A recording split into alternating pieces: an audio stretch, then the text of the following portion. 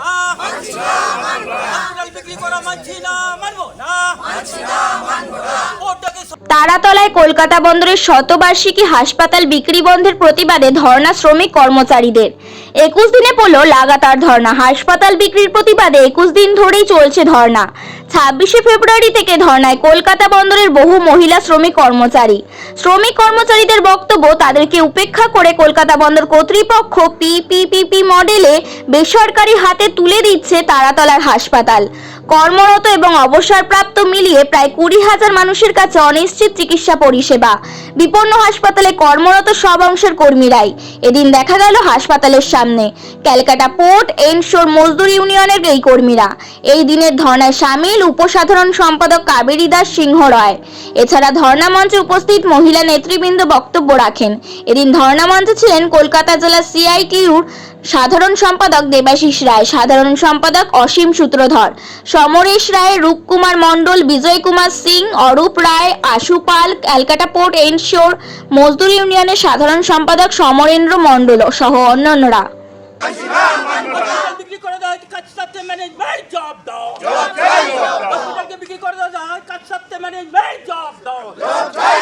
সরকারের একটি সিদ্ধান্ত যে সারা ভারতবর্ষে অল ইন্ডিয়া মেজর পোর্টে যতগুলি বন্দর আছে তাদের যে হাসপাতালগুলি আছে সেগুলোকে ক্যাবিনেটে পাস করে সিদ্ধান্ত নেওয়া হয়েছে যে সমস্ত পিপিপি মডেলে প্রাইভেটাইজ তুলে দেওয়া হবে। 2019 সালে 10/1/2019 যে পাস হয় এবং সেই অনুযায়ী সার্কুলার হয়েছে, বিভিন্ন ডিপার্টমেন্টের বিভিন্ন পোর্টে চলে এসছে এটা প্রাইভেট করতে হবে।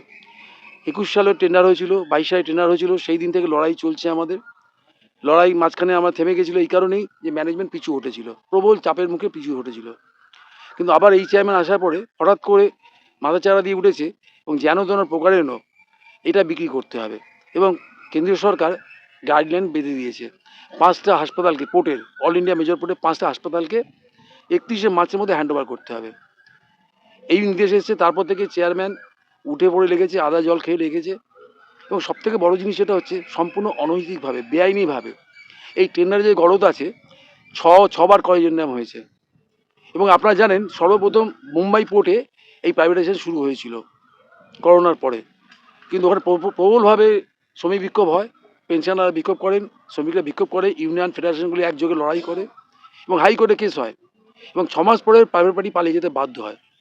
সেইটা এখনও পর্যন্ত আমাদের আবার পোর্টের, মুম্বাই পোর্টের অথরিটিই দেখছে।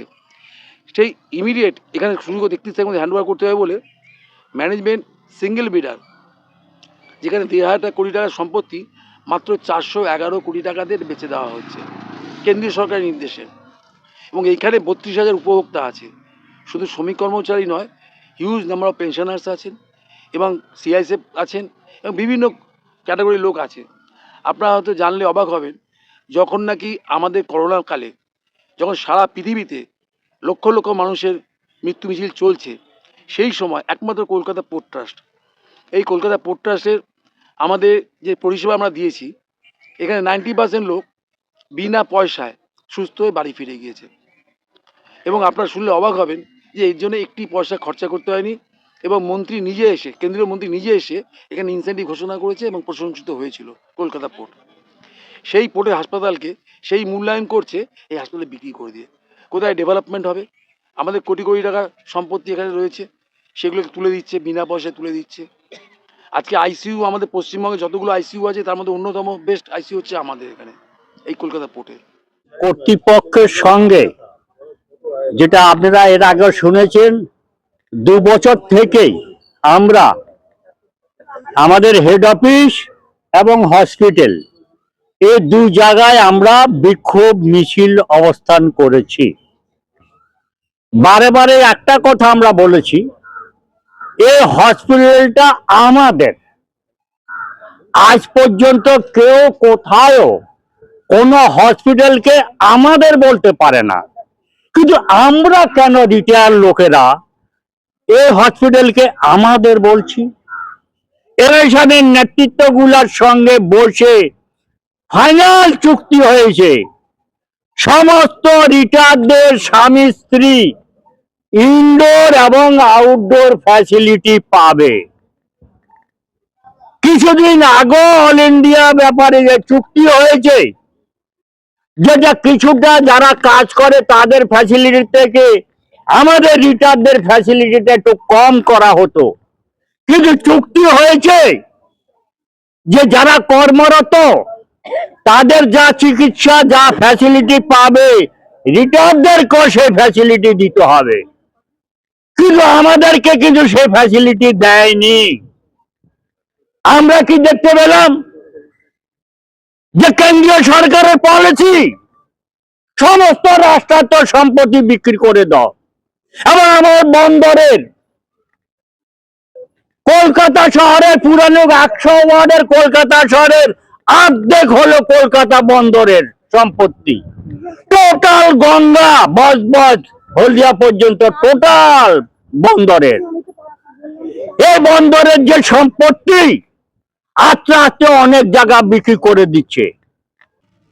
আমরা পেনশনার, আমি ক্যালকাটা পোর্ট ট্রাস্ট পেনশনার্স অ্যাসোসিয়েশনের সেক্রেটারি। তো আমাদের চিকিৎসা পাওয়াটা এটা মৌলিক অধিকার, সংবিধান স্বীকৃত অধিকার আমাদের। সেই অধিকার থেকে বঞ্চিত করার জন্য নানান রকম চক্রান্ত ম্যানেজমেন্ট করছে, এবং আমরা তার বিরুদ্ধে সমস্ত ইউনিয়নগুলো যারা কর্মরত তাদের যে ইউনিয়ন, সেই ইউনিয়নগুলো এবং আমরা পেনশনাররা একসঙ্গে যৌথভাবে লড়াই লড়ছি আমাদের নিজেদের অধিকারের জন্য। আমরা বাড়িতেই ছিলাম, মানে যে যার কাজে ব্যস্ত ছিলাম, তখন হঠাৎ খবর পাই এক গাড়ি লোক আসে, এসে তারা আমাদের সমস্ত যৌথ কমিটির যে সমস্ত পতাকা ছিল সব খুলে তারা নিয়ে চলে যায়।